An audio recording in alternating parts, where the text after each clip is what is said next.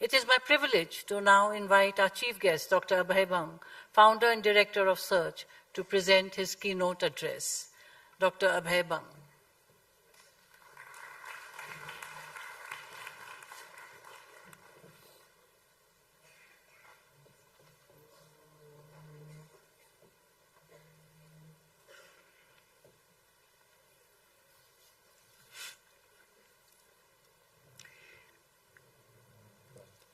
Respected Chairman, Shri Shekhar Bajaj, the eminent policymaker and thinker, Dr. Mashelkar, the trustees of the Bajaj Foundation, family members of Bajaj family, the juries, and most important, the awardees and friends. I especially want to mention three names from the audience.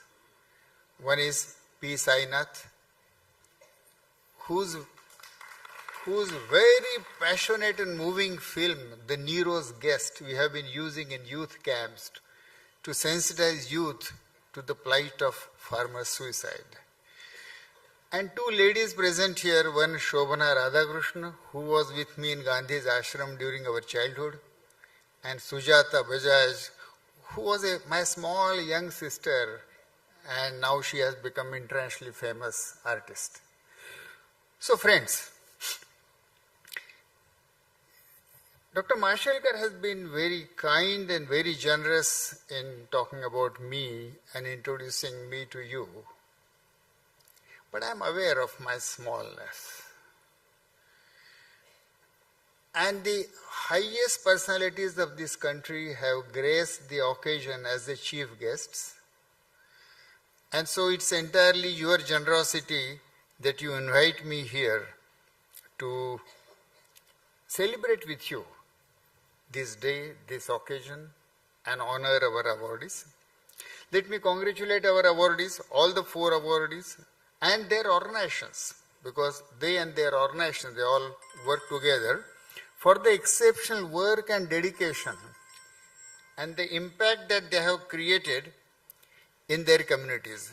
By giving them awards, actually, as Dr. Mashelkar very rightly said, that we are being awarded, so let's all salute them.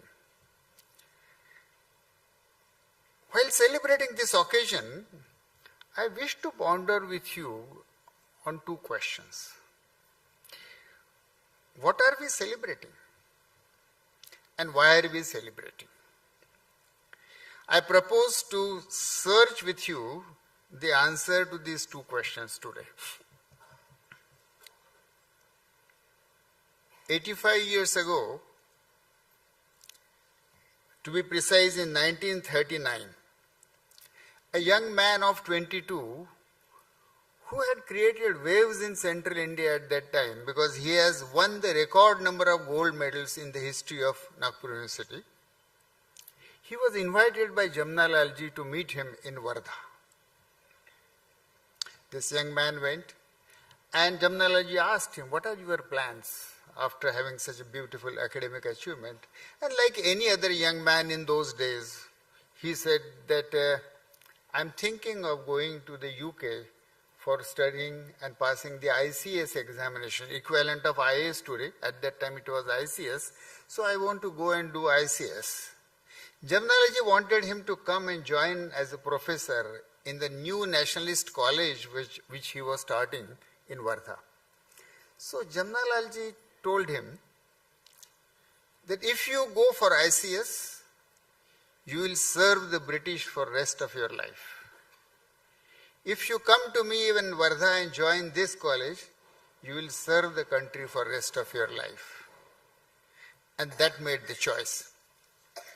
The young man chose the latter option, became professor in Jamnalal's college. Later on, he became freedom fighter, went to jail, became a lifetime Gandhian, and finally retired as one of the national leaders of Gandhian movement in India. That young man was my father.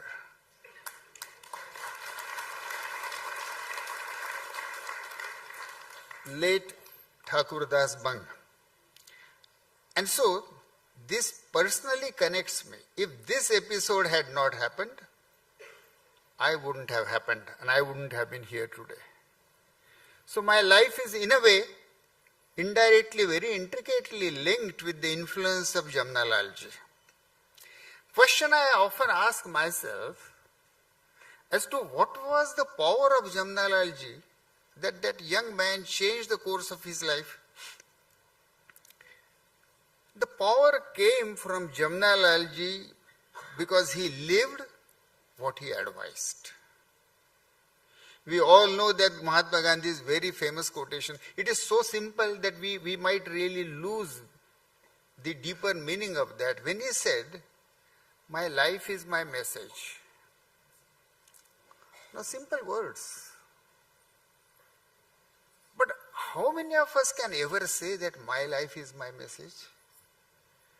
Mahatma Ji's beauty was that he really lived what he said, and same about Jamnalal ji, and that's why such messages, such lived messages are far more powerful than spoken messages. The power of Jamnalal ji which he exerted in my father came because he had lived it for the past 20 years, and hence the impact. To understand that power, I'll have to take you to Wardha of nearly 85 years earlier. Wardha was a small district town in the central part of India.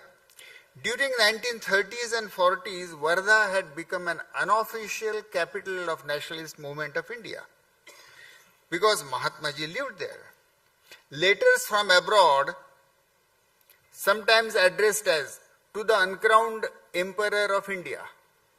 These letters were not delivered by the British post to the Viceroy of India, but they were delivered to the Mahatma Gandhi in Sevagram. And so such was Wardha at that time. And the man who was instrumental in bringing Mahatma Gandhi to Wardha and become his host and host of several of his activities was Jamnalal Bajaj. Today we know the name Bajaj for the several very successful business activities that the family does, and the family well deserves it. But we are here today to remember the Adi Purush of this Bajaj family, who became the adopted fifth son of Mahatma.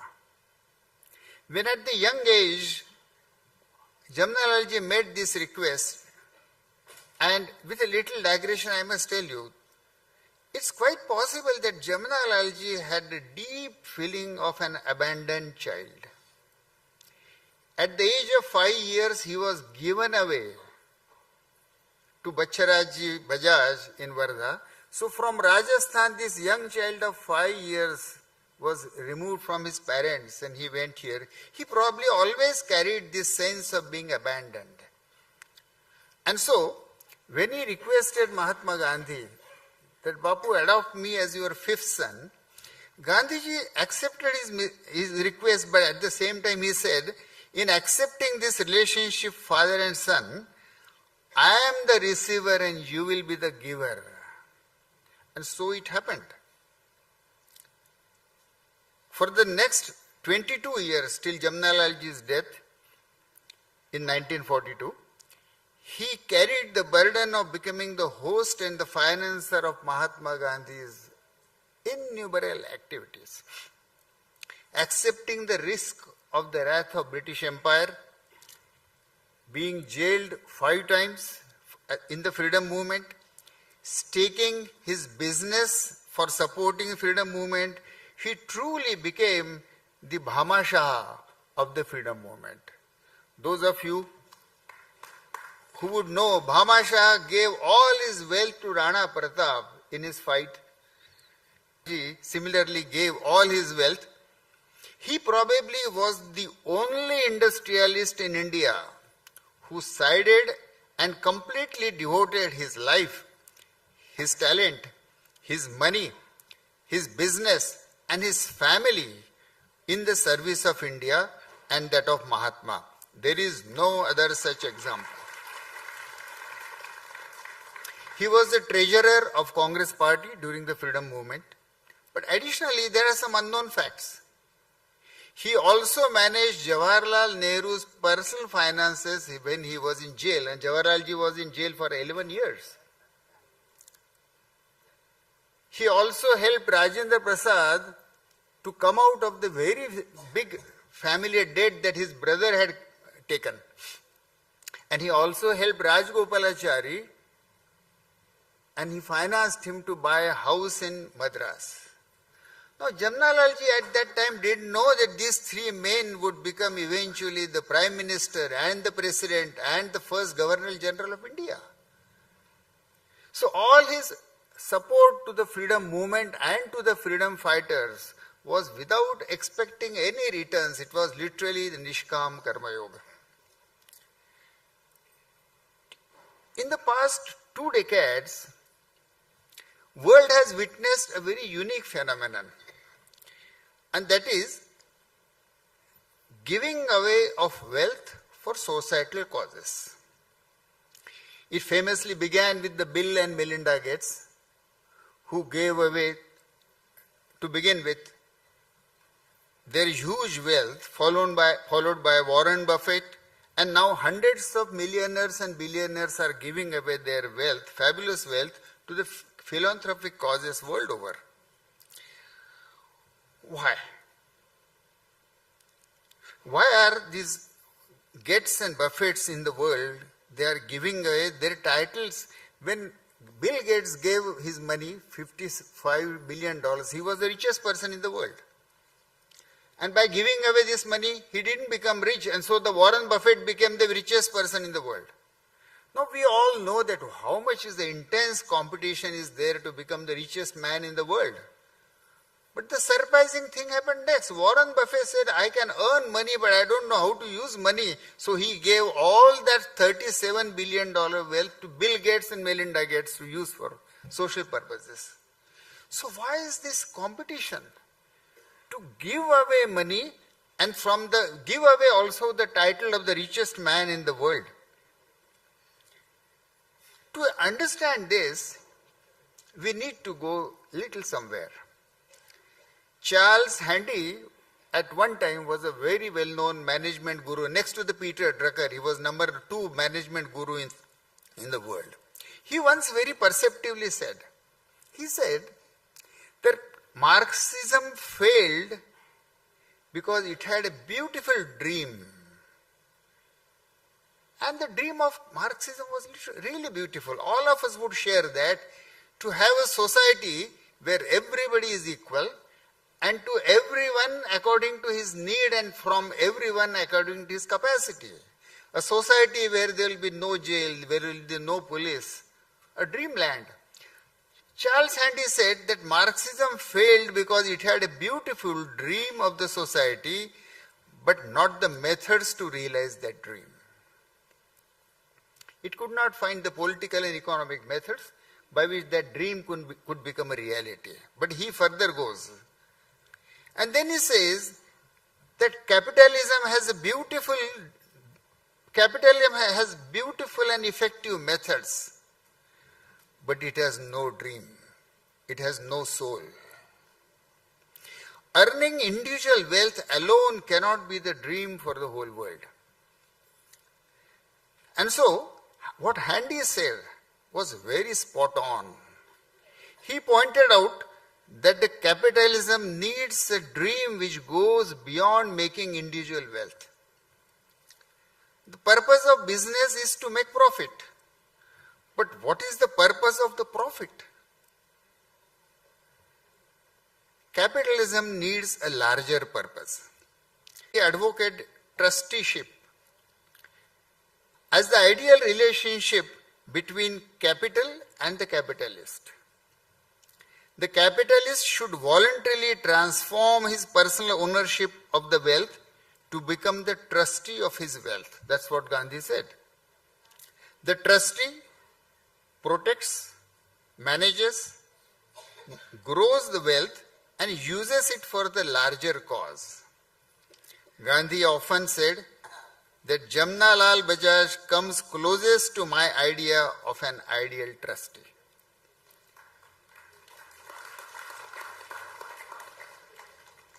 But then I believe that Jamnalal, while Warren Buffett and Bill Gates are probably practicing what Gandhi said about trusteeship, but Jamnalal ji was different than them. Buffett gave his $37 billion wealth to philanthropy. That was a fabulous act. But not his time, not his life. He continued with his Berkshire Hathaway firm to earn further money. Bill Gates gave away, to begin with, $55 billion, but he didn't stop at that. In 2005, the Time magazine in the US had selected some individuals as the global heroes of health. I and Rani were one of them. So when I had gone to receive that whatever honor or award, Bill Gates was the chief guest. He had just given away his wealth. And then while talking to us, he said that I intend within few years to completely give up my role at the Microsoft Corporation and give my entire time for the social causes. And he really did it. He resigned as the CEO of the Microsoft Corporation and devoted his complete time to Gates Foundation, and for the past nearly 15 years he has been doing it. Now Jamnalal Bajaj, he not only gave his wealth like Buffett and Gates, he devoted his time to the social causes like Bill Gates has been doing, but he went even further. He followed the Mahatma Gandhi's philosophy and principles in his personal life. And this is really so difficult, so difficult. The Rai Bahadur of 1918 gave up the rich living, started living like an ascetic, spinning charkha, weaving khadi, and doing goseva. He had a Ford motor car. But to make it more relevant to the rural area, he turned that Ford car, he took the body of the Ford car but removed the engine and put two bullocks there. So this bullock-drawn Ford motor car, he interestingly used to call it Oxford because it was driven by ox. So Oxford, that vehicle, was a very good symbol. He not only lived in this way, but he put his family, his wife, his children through this acid test of voluntary poverty. He put Kamal Nayan and Madalsa, his two children, into Vinoba's ashram. So thus Jamnalal ji became not only a philanthropist, but he became a philanthropist, a trustee, and finally a sadhaka. And that is the rarest of the rare. Just to take two examples of his inner effort to rise above the ordinary feelings. Let me take just two examples. Even when he was businessman in the early days, when he took over from his grandfather's cotton trade, the practice in Bajaj Group at that time was, and the Munims and the traders, junior employees, they used to spray water on the cotton and then sell water bundles. That made those cotton bundles heavy and it used to fetch more price. Now young Jamnalal, who was hardly 20 at that time, he felt that it was unethical. And he couldn't do that. He asked them to stop.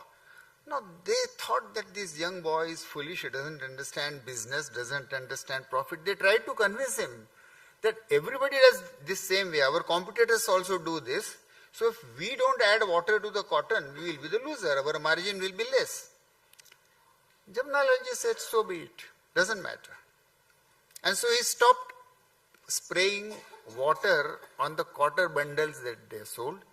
But he was also a sharp businessman. So what he did, he put label on his cotton, water-free cotton. And very soon the Britishers who used to purchase that cotton, they realized that in spite of little higher rates, it is financially, it is profitable to purchase cotton from the Bajaj family, Bajaj business. So thus, Jamnalal ji showed that ethics is the best business policy in the long run. His yearning for ethical business and practicing ethics in his business and personal life. The second aspect, we all know how much in our own hearts we suffer from what is called vikara. Rag, dvesh, moha, anger, krodh. All of us, 24 hours, these are the going on things in our heart. Now, a sadhaka, especially one who is following Mahatma Gandhi and Ekadash Vrata, naturally wanted to rise. Where had he reached? There is one very beautiful instance. Harkishan Bajaj was Jamnalal's cousin. But unfortunately, he had harassed Jamnalal ji for 6 years by filing civil suits against him. When Harkishan Das ji was on his deathbed, Jamnalal ji went to see him. And he asked him, "Is there anything I can do for you?" So Harkishan said that, "I have written a book to defame you, but I don't have money to publish it. Give me money so I want to publish it before I die." And Jamnalal ji gave him that money. Now to rise above these kind of personal petty feelings was the another aspect. And thus Jamnalal ji went beyond the buffets and gates, nearly 80 years ahead of them. It's my belief that Jamnalal ji shows the direction, the horizon to today's philanthropist and industrialist at which way to go and how much to go. And why only to them? To all of us. All of us are limited by our personal petty feelings, aspirations, our drives, our competition, our attachment to money, or if not money, to fame or something else. He actually showed us, and he tells us to become the trustee of the most important wealth that all of us have, that is our own life. We should become trustees of our life and use it for the social causes, to give not only wealth and time for social causes, but also to give up our greed, our anger, our jealousies, and become better human beings. By honoring today's awardees, what are we celebrating? In addition to Jamnalal ji's 2 roles, being a freedom fighter of national eminence and the role model trustee of his wealth, there is a third aspect to his life and his work. Gandhiji had nominated Jawaharlal Nehru as his political heir, Vinobaji as his spiritual heir. Jamnalal ji carried the legacy of Gandhi's another non-political work, which was called in those times the constructive work. Constructive work was removing poverty, unemployment, lack of sanitation, inequality, untouchability, alcohol, ignorance, discrimination from rural India. Mahatma ji gave enormous importance to this constructive work. These were his means of parallel politics. To the extent he said that the culmination of all constructive programs, he had nearly 18 constructive programs. Today we might call them development and social reforms. But he said that the culmination of the constructive programs will be Purna Swaraj. So not only freedom from the British, but freedom from all the several maladies that are present in Indian society and villages. So while Gandhiji had adopted Jamnalal as his 5th son, his son became the adopted father of Mahatma Gandhi's constructive programs. Mahatma imagined, planned, executed and nurtured a series of constructive programs. The Trioka of Mahatma, Vinobaji and Jamnalalji had created a new world, almost an alternative society, a new social order in and around Wardha. It was a world of alternative social and economic order. It was in this world of Wardha that I was born, brought up, educated, in Gandhiji's own school, walked with Vinobaji holding his hands in Bhudan movement, and the three ashrams where I lived and studied during my childhood were all located on the land donated by Jamnalalji and built by Jamnalalji. So at several levels, at several planes, my life has been influenced and Jamnalalji has contributed to shaping my life. I was not intending to speak anything about my personal work or personal life here as the chief guest, but on the special request that Shekharji has made, let me very briefly mention, when I grew up in this atmosphere, we used to move in Bhudan Padayatra from village to village. One day, my elder brother Ashok, who was 4 years elder than me, he and I were passing in 1963 through the rural areas of Wardha, hot summer and May month of Wardha, which is extremely hot. So we stopped for a while under a tree, and Ashok said, "Abhay, we are now grown up." I said, "Yes, we are grown up." I was 13-year-old.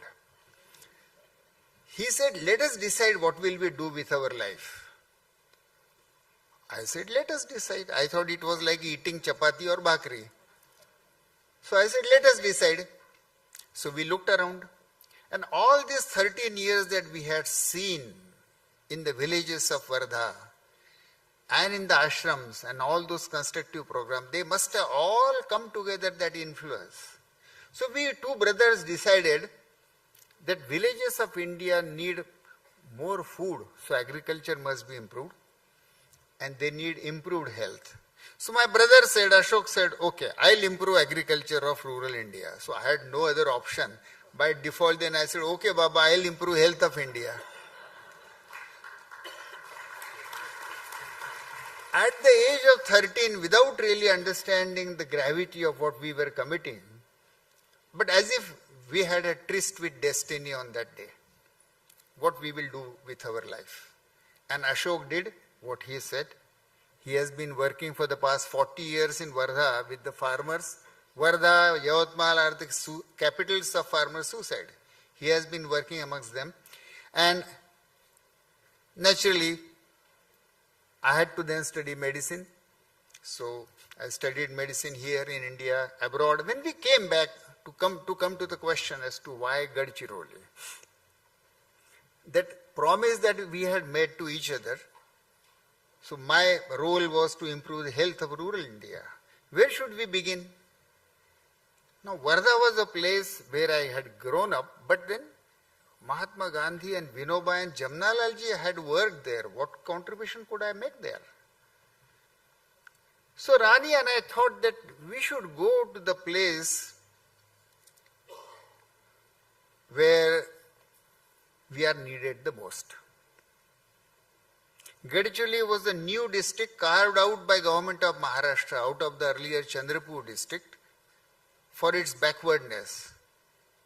Dense forest, 40% population tribal, tigers and snakes and malaria, and I don't want to list them in the same line, but also Naxalite movement and violence. So Gadchiroli was a district where nobody wanted to go and full of problems. We heard from Tulsi Munda some of the aspects of tribal life. Gadchiroli has got that kind of tribal life. Apart from the inspiration that I got in childhood from Gandhiji and from Wardha, my own belief has been that you have only one life. There is no once more here. And you can't waste this life only in earning money. Money comes in billions and trillions. How much amount of money you are going to earn after all? It's going to be very, very, very small fraction of the global money. Life is far more precious, and I have only one life. And there are trillions of dollars in the world. It would be a stupid barter to exchange your life for the sake of money. Because you have one life and money is unlimited. So we made this, I think it was a very, very practical and prudent choice not to sell your life for the sake of money, but in search of more meaningful life than money. And that's what it took us to Gadchiroli. In hindsight, I can also say that if anybody in the young age wants to select where to work, I would advise go where the problems are and not where the facilities are. Because places with facilities don't need you. You become a problem there. It's much better to go where nobody wants to go and you very easily become a pioneer. It doesn't take much to become a pioneer. Go where the problems are, see the problem, face the challenges and try whatever little strength you have, try to solve them. And so that's why we went to Gadchiroli. It's no personal wonder. There is nothing. It was part of the life, flow of the life that I chose that way. If at all credit has to be given, it has to be given to Rani, who didn't have this kind of family background, but she decided to come along with me. So I'll come back to the constructive programs in that atmosphere where I grew up in Varda. These constructive programs help the poor and the needy at the material plane. For example, Khadi. Khadi was Mahatma Gandhi's probably the foremost constructive program.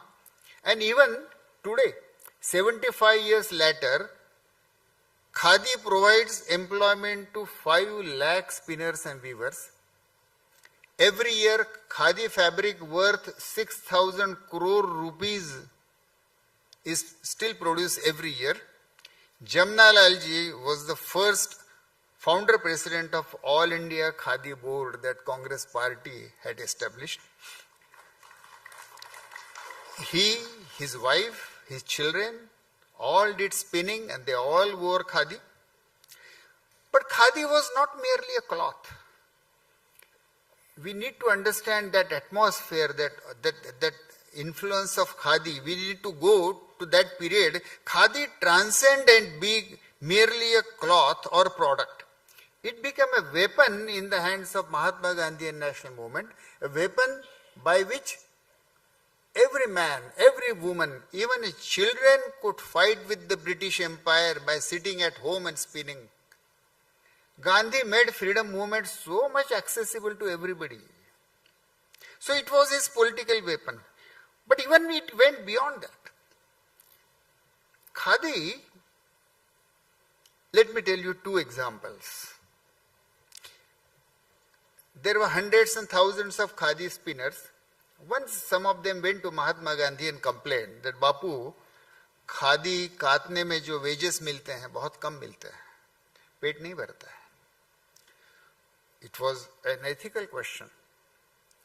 So Gandhiji assigned this role to Vinobai ji, who had spent years working on khadi, that what should be the fair minimum wages for spinning. So Vinobai ji said, give me 6 months. After 6 months, when Vinobai ji came back to meet Gandhi, he had lost 30 pounds of weight. Gandhiji first asked him, ye kya ho gaya? So he said, you had given me a task, what will be the fair and ethical minimum wage for a spinner? For the past 6 months, I am spinning every day 8 hours, and whatever I spin, the wages I get, I only eat food of that much amount only. And this is the effect that I had on me. And so, based on that, Vinoba's live experience on himself, the wages of spinning were tripled by Mahatma Gandhi to make wages fair. So khadi was not soaked. Mahatma Gandhi said at that time that I do not want my khadi to be soaked in the blood of the poor spinner. Now such khadi, what influence? Once in the freedom movement, when procession was going on, Bharat Mata ki Jai, and one rich woman, she was going in a car, but the procession was because of procession, the car was held up. So she was curiously looking at the procession, and she got so motivated emotionally that she left the car and she joined the procession. And everybody was arrested. So while police arrested her, there were a lot of ornaments on her body. But she was going for some other function. So they told her, कि madam ये सब जो दागिने हैं आपके अलंकार हैं इसका क्या होगा पता नहीं निकाल दीजिएगा अरेस्ट होने के पहले. So she took out all the ornaments, must be some million rupees, tied them in a handkerchief, and then she looked around and she saw one man. He said, Mr. please, will you take these ornaments and give it to my husband, who was a very well-known rich man of the city. And then she went to jail. After 6 months, she was released. When she came back home, she thought that her husband would very severely scold her for losing all the ornaments, but ornaments had already reached home. So they invited that man who had brought those ornaments. After having a dinner with him, that man asked them, that, Madam, I have a question is that how did you trust me from that crowd and gave this million rupees worth of ornament? Why did you trust that I'll really give it to your husband? She said, nothing. You were wearing khadi. And that was the only stamp. And based on that, she could trust. In those days, khadi was a moral value system. It was not cloth alone. It represented simplicity, austerity, equality, support to the farmers who produce cotton, to the spinners and weavers who produce cloth. Khadi united the whole nation against the British. Khadi was a brand representing several moral and life values. In a similar way, each of the constructive program of Mahatma Gandhi, which Jamnalal ji supported and nurtured, represented several moral value systems. Today's awardees are the modern day soldiers of similar constructive program. And I can connect with each of them.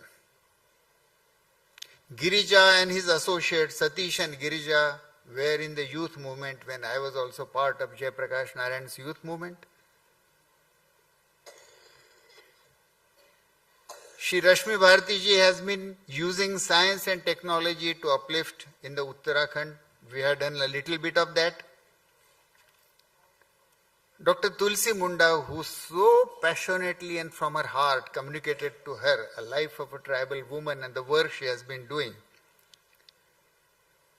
So all of these I have experienced, and so I feel a personal connect with them. When Reverend Eric Kumedisa was speaking, it was very heartening as well as humbling to hear from him and Gandhi's thoughts in philosophy being echoed back to us from Africa, because we are losing them. And it's humbling that we lost such a voice. It is heartening that it is coming back to us from Africa. But this is not the first time it is coming back from Africa. And let me tell you an interesting instance. In 1894, that famous episode, the Peter Maritzburg station, where Gandhiji was thrown on the platform, and that's where actually his whole struggle began. So in 1994, 100 years after that episode, that platform was dedicated to Mahatma Gandhi, and a statue was erected in Peter Maritzburg, and Nelson Mandela was the president of South Africa at that time. While unveiling that statue, Nelson Mandela said, and I am trying to literally quote him, he said, Mohandas Karamchand Gandhi You passed through us 100 years ago, but we were ourselves wearing chain, black people. So we couldn't honor and recognize you.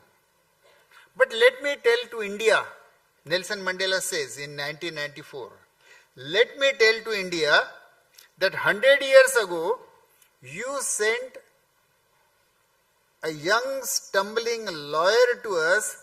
20 years later, we send back a Mahatma. So the birth of Satyagraha, it occurred in Johannesburg in 1906. Actually, Mahatma Gandhi as a Mahatma was born in South Africa. And so it is very heartening today to again hear a person coming back from South Africa and telling us the message of non-violence. In honoring them, all four awardees, we are assuring the Mahatma and Jamnalal ji that the fight against poverty, ill health, injustice, discrimination, ignorance is not over. It is continued. Today, for all of us, for the Jamnalal Bajaj Foundation and for all of us, it is day to remember and celebrate the life of Jamnalal ji and to connect with his modern day successors, the biological heirs, the philanthropical successors, and to the successors of his constructive work. Let them inspire us. Thank you.